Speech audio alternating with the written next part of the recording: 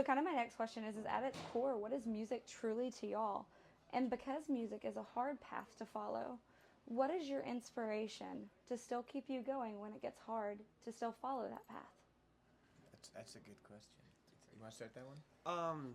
Music for me, it became a lifestyle. You know, my father was a bass player and he was into music, so it just for me it kind of just was a thing where like there was no plan B. It kind of was like this is everything to me, and like I have not lived life since I was like 14 without music or not doing it in a way of like I want this to be my everything. So it just turned into a lifestyle and it turned into something where it's like this is everything to me. So yeah.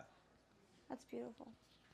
With me, it's yeah. I mean, a lot of this same stuff he said as well, but also like it gets hard, being on the road away from family and friends and just your home lifestyle outside of the road lifestyle because they're completely different and Yeah. just managing. There's always going to be problems on the road too.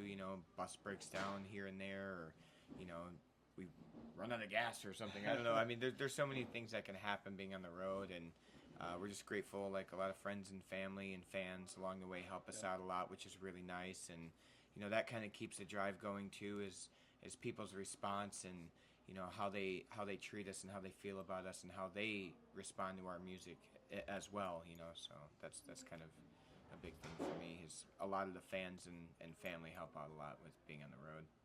Yeah, that's Yeah. great that y'all have an amazing support system. Yeah, just to follow up on that, I don't want to accidentally like turn this thing off, so I'm trying to be very careful. Chuck it. But yeah, just to Right. follow up on that, it's cool hearing everybody's stories and stuff at these shows, and people come up relate to our music and stuff, and that's kind of what keeps me going through it is hearing other people's stories and relate with them. Yeah. That's my favorite part about it, and that's what keeps me going with it.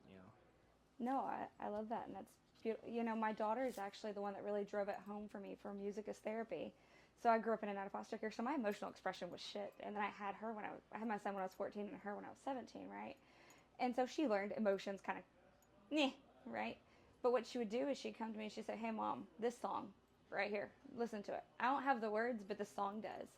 And what I think is beautiful is like, as a therapist, I'm bound by space and time, but y'all aren't. Like right now, somebody could be listening to one of your songs and having a full blown out therapy session.